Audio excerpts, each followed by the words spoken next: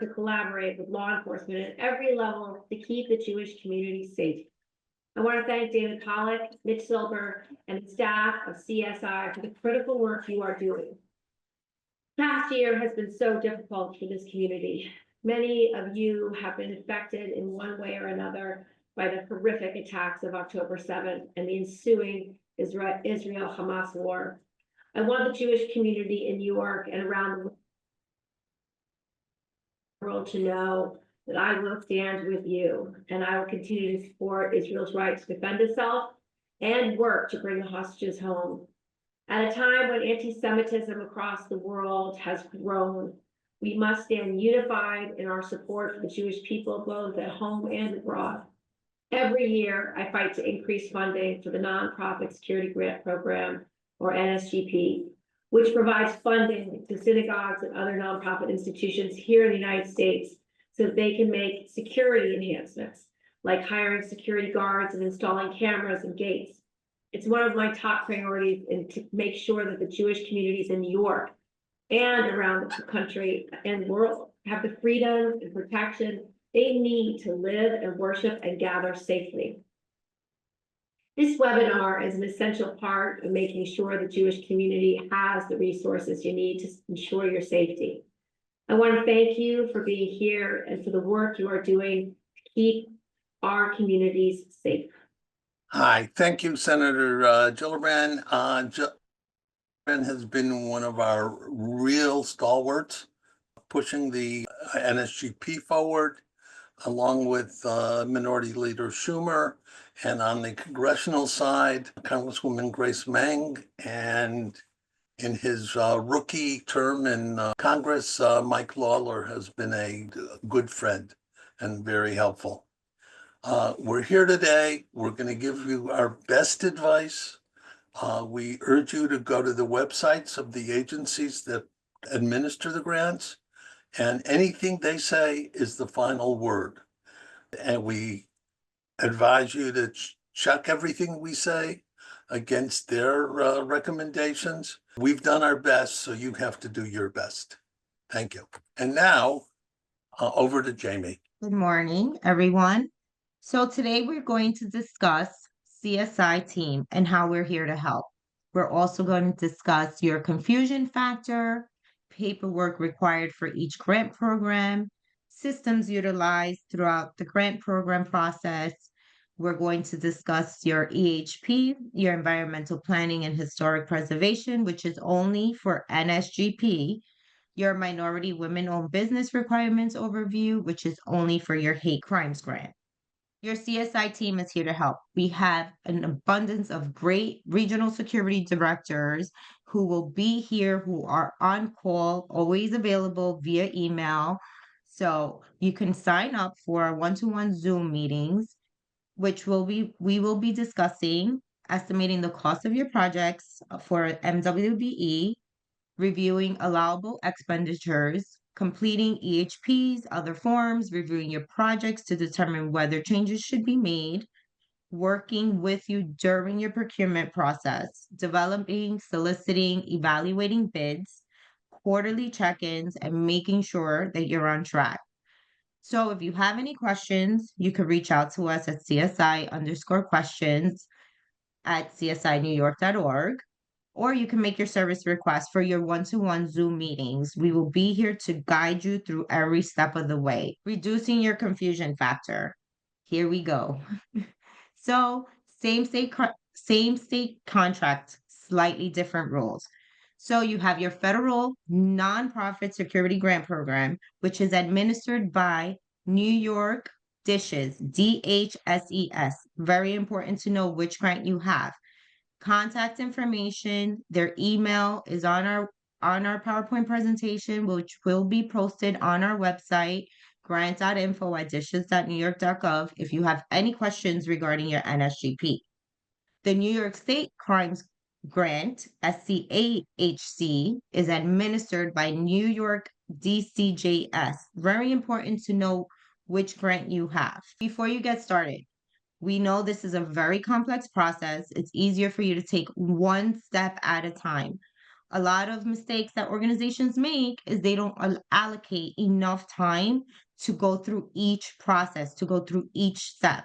Very important. Make sure you keep good records, notes, documenting all your activities.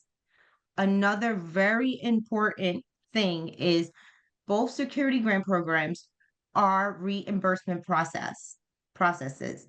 So before you install anything, you need to make sure that you have enough money allocated for this reimbursement process.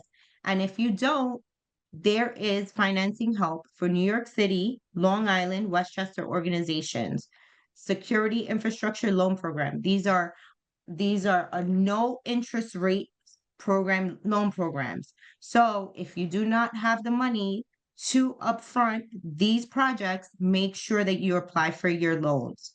And you should be applying for the loans immediately. So for tips for both grants, for either grant, CSI recommends you should wait for a signed contract before contacting any vendors. This is very important. If you do not follow the rules to create fair and open competition. Failure to follow the policies required in each contract may result in your reimbursement being rejected or costs being disallowed. So make sure that you do not contact any vendors before a signed contract. Very important. I hope this sticks with you. Make sure you contact your program representative. CSI is here to always assist you if you have any questions regarding your process, but your contact representative should be the person that you go to at all times if you have any questions. They are here to help you. They want you to spend this money. So always get into the habit of a mother may I. Mother may I go to the next step.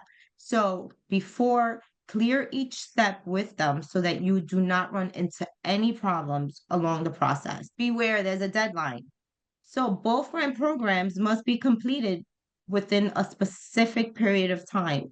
Extensions are possible, but not automatic. So remember, for your NSGP or procurement activity has to be within 3 years. Your contract will list the final deadline. Your state crimes grant, your procurement activity is within 2 years. 2. NSGP 3, state crime grants 2. Your contract will also list a deadline. Paperwork required for each grant program.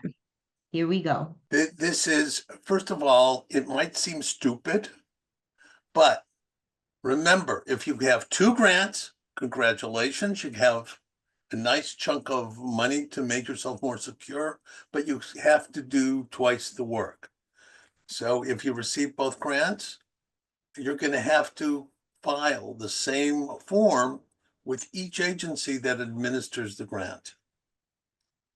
Now, New York State nonprofits are required to carry both workmen's compensation and disability insurance covering their workers. If you have a grant, you must submit a form that proves that you have this insurance, or the CE 200 form, which proves that you are exempt. And please don't ask CSI if you are exempt or not. That's a question that you have to ask your lawyer or your accountant, not CSI. It depends on your particular circumstance. But if you get a certificate, you just call up if you have the insurance, you call up your insurance broker, your insurance carrier, and say, I need a New York State Form 105.2 or U26.3. You give them what form you need. They know these forms, and they're going to ask you, who is the certificate holder? Who are you getting this form for? If you have a federal grant, fill in the name and the address that we have listed on this slide. If you have a state hate crimes grant, you fill in that address. If you have both grants, you get 2 certificates for workman's comp, 2 certificates for disability, and they have to be these certificates. Sorry, these are the rules. We don't make them. We just tell you about them. Now, what else you have to do? A vendor responsibility form. That just gives you some background. It's an online form. You click to it here. If you are in an organization of a certain size, you must have a sexual harassment prevention policy and training certification. That means your board passes the policy, and then your staff has to do training. There are sample policies and online training videos here. This doesn't cost anything except your time. Now, if you have an NSGP, and only if you have an NSGP, you need a unique entity identifier known in the trade as the UEI. Lots of confusing initials here. The NSGP application process asks for this, but you were not required to have it, and 1 in 5 applicants didn't have a UEI, which means that people have to do it now. You cannot get a contract until you have a UEI. Follow the links here. You will get it. If you have any problems, reach out to us, but you should know, obtaining a UEI does not cost anything. There are organizations that want to convince you that it's hard and they can do it for you and charge you for it. And, we're urging you not to waste your money. Just do it. And of course, New York State hate crime winners don't need to have a UEI. Now, what are the systems utilized throughout the grant process? For NSGP, there are 3 systems. The statewide financial system, SFS. Oh, you already have an SFS account. That's where you pre-qualified. You're going to be using another section of it, but you have an account. You have an account name and a password. You have to find it, but you have it. The same goes for eGrants. The eGrant system is what you use to submit your grant for NSGP. And of course, you need VendRep, which we already referred to. And you need to do the vendor responsibility questionnaire. And then you have to be in that system to get reimbursed. If you want to go page by page and find out what you need to do, there's a Great Dishes presentation here that goes through a tutorial, goes through page by page. For hate crime grantees, again, you need your SFS down the road, but you need your GMS, which is what you submitted your hate crimes grant for. Click on the link to download the grant contract instructions and start following the instructions on slide 8. And of course, you have to do the VendRep. But those are the 3 issues here. Again, you have a login name, you have a password already for the GMS system. Now, what's unique to each grant? For the NSGP, it's administered by Dishes. And what is it? The NSGP ensures compliance with existing laws and regs regarding the environment and historic preservation. Whether or not that's going to be changed in the federal government, who knows? I assume it will be here this year. And everyone who has a grant will have to do an EHP form. What do you have to do with it? Equipment that require installation. If you have key cards that you can swipe inside your building, that's not installation. But fences, you have to dig fence poles. You have to, if you're putting lighting in your parking lot and you have to put up a light pole, all of those things have to be reflected in the EHP. And they say that the equipment locations must be placed in priority areas that protect the critical infrastructure. What they have been stricter on sometimes is whether you can put it, for example, in every a camera in every classroom. That's really not enhancing the security of the building. Whereas if you have cameras pointing at the doors and in the hallways, that's very good. What do you need for the EHP screening form? You need a bunch of photos, and the photos have to be labeled. In other words, they have to be Congregation Chochmei Chelm front door. Something should say if you're showing that you're replacing the front door. These are the pictures you need. Now there is a great EHP tutorial here. You can download the screening form. Your program contract rep may have already sent it to you. And according to a tutorial that I read, it was due December 20th. So I don't know if any people have done it already, but there's a great tutorial, and we have Consultants Corners from last year on how to do the EHP screening form in detail. So that's here for you already. For the Division of Criminal Justice Services, there's a minority and women-owned businesses requirement, WBE. Again, that is something that is solely a hate crimes grant requirement. These are the rules. All hate crimes grant winners must participate in them, MWBE, and essentially spend 30% of your grant amount. That's $60,000 from a $200,000 grant using MWBE vendors. Grantees must include vendors in any solicitations and utilize vendors to the greatest extent possible for their discretionary budget. I'll get into what a discretionary budget is in a minute. And there's a vendors directory. Don't even think of it right now. We'll confuse you with that at a later date. And you're just starting the process, so don't expect to have all the information. There's 2 forms. And by the way, there's a tutorial from DCJS right here that can help you. What you have to do is to calculate your MWBE goal. New York State requires that all grantees reach a 30% goal. Now you click here to log into your grant management system account, and then click to the budget link that's up here. You need to use your budget. Here's, you got $200,000, you got $192,000, whatever.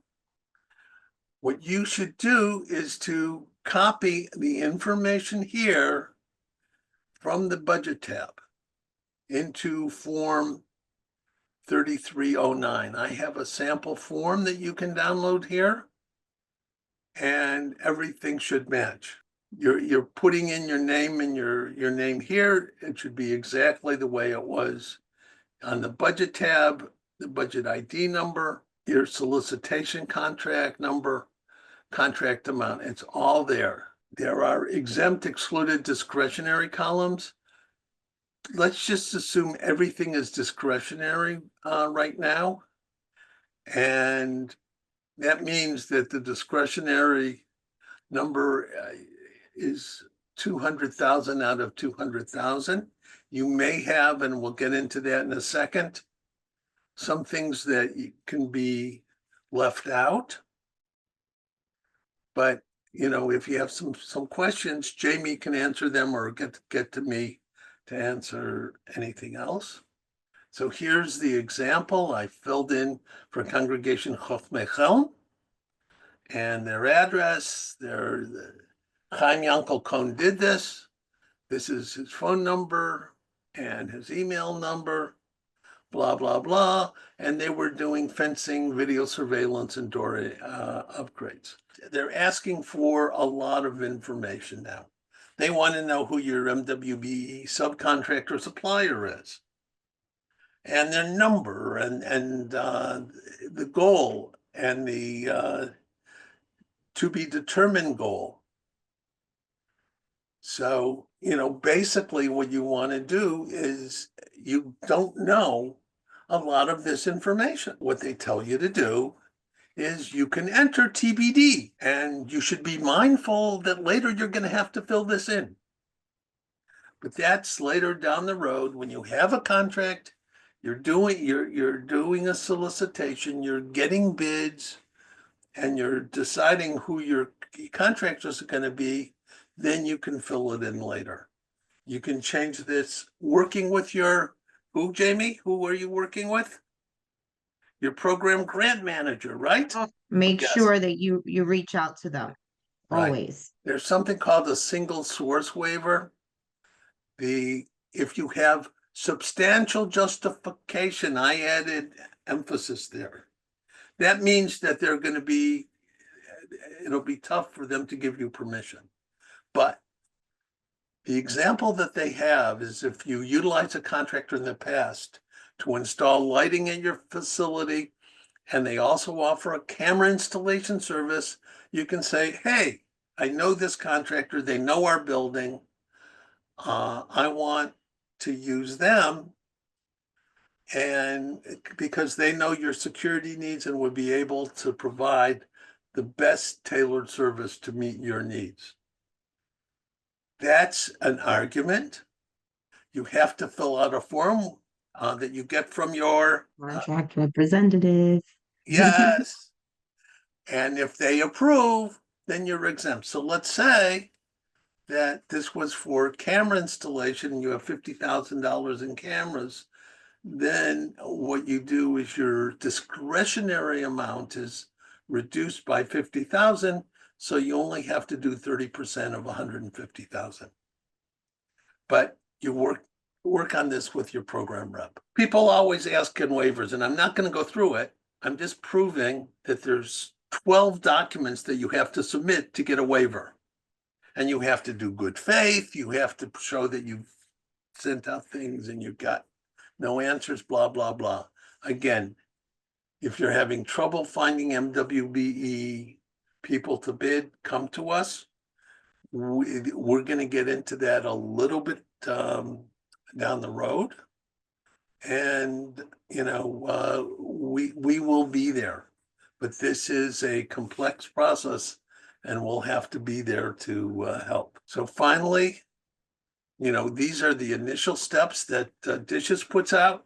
And on top of that, you need EHP, hate crimes, and stay tuned. They're even going to ask for quarterly reports and lots of other things. It seems like a lot, but remember, you're getting hundreds of thousands of dollars in governmental funding. So they have the right to ask you to do something for the money. And then the next steps, once you have your contract, the real work begins. And I think we can throw it open for questions. There's a Q&A section there. Yes. I actually have a couple of questions, David. The agency I worked with applied for 3 NSGP supplementals. When may we hope to learn the status of these applications? When the NOFO came out, they said we should expect this, like May or June. Who knows? With this, there is something in the NOFO that may trigger further review in this administration. So we don't, the short answer is we don't know. It should be before the next round of grants, but again, we don't know. As soon as we do, we'll keep you posted. Everything is always on our website. We're here to help. So the next question, David, is if my IJ specifically states that we intend to install some of the cameras in classrooms and we were awarded, the state will still disallow it? I'm not saying that. I am saying that they have disallowed classrooms in the past. And it will be up to your program rep and how well that seems to work with your total security plan. One more question. We have 2 federal and 1 state grant. All 3 are in the early stages. All 3 are backed by FEMA. We're nervous about laying out the money if FEMA is killed. Could we be at risk to have laid out the money and then never receive a reimbursement? So number one, you have 2 federal and 1 state grant. That means the state grant is from state money, not federal money. The general feeling is that once you have a contract, you have a contract. The state doesn't send out the general approval letters or the disapproval letters until they have a commitment from the federal government. That's been sent out. The state has commitment letters for everything. You have a contract for everything. That's why we said get a contract before you do anything else. If you are at the point of signing a commitment with a vendor, in other words, you did all your bids for your cameras and you're ready to sign a bid, you might want to ask us, have we heard anything? And we can answer yes or no if there's a change. I don't think, and this is only my opinion, but I've been in the government relations business for a lot of years. I don't think anyone's going to play with this system too much. The NSS is a different story because there's a DEI, there's an equity bonus, and I don't know how they decide to deal with the equity bonus. And, I just can't tell you because they don't know either. It's pretty easy to say, let's figure out the winners without the equity bonus. And that's who should get it. That may be what they do. They may say we have to rebid this. I doubt it very highly, but anything is possible these days. There was another question regarding the single source slide. If the entire 200K award was granted to complete one project, does it make it less likely that a single source would be granted since it would have been 60K for MWBE? Yes.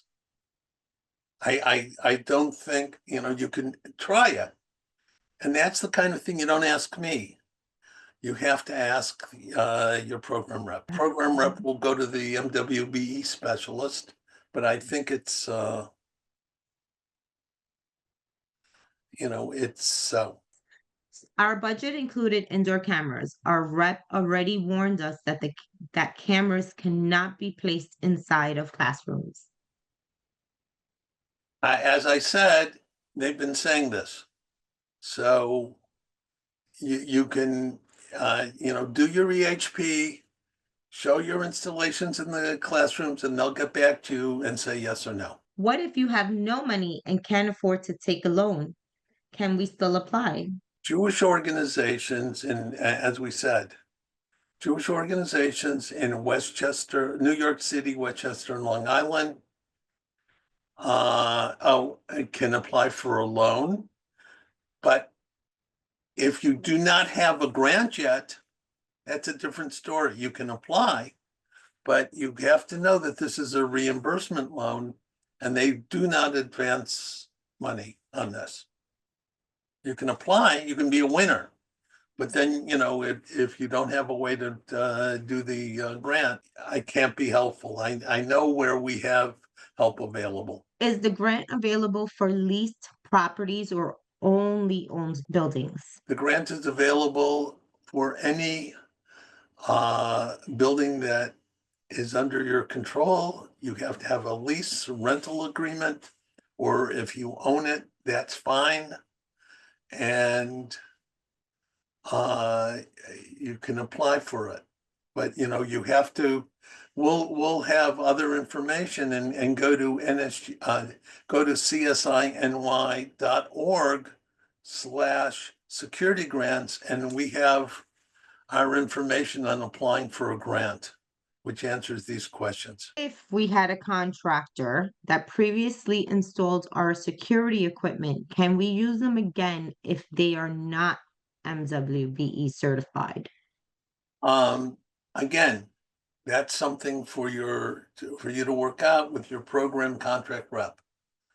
You can apply for a single source exemption, and whether or not you get it or not is, will be determined by the agency. I can say that it's possible, but I can't say that it's absolutely clear. Thank you, David. There was one more question offline, and they asked, sorry, I missed this. Is there a general checklist that covers the entire process from start to finish? I responded, we do offer on our website post-grant assistance. There's also, David did an amazing job with our website. There is a step-by-step checklist every step you should be on. 1, 2, 3, 4. If you take a look, I sent you the CSI post-grant assistance. I also sent our website link on the chat. So anyone that has any questions in regards to their steps should also take a look at the website. And to put in a plug for one-to-one meetings. If you Yes, have correct. questions, we'll set up a meeting. We'll spend an hour with you going through all the process and answer Right. all your questions. Right, and it's just not one meeting.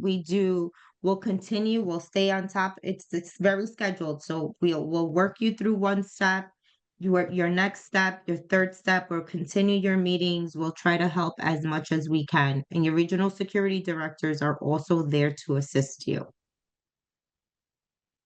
And by the way, with that, that slide deck is already on our website. And you can download it. If you click on the slide with everyone's picture, you get the full web page so that you don't have to squint to look to write down their email addresses or telephone numbers. I think that's it with the questions, David. Thank you very much, Jamie. Thank you, And David. thank you, everyone, for your interest. And if you have questions, we're here to help. Okay, great. Thank you, everyone. Take care.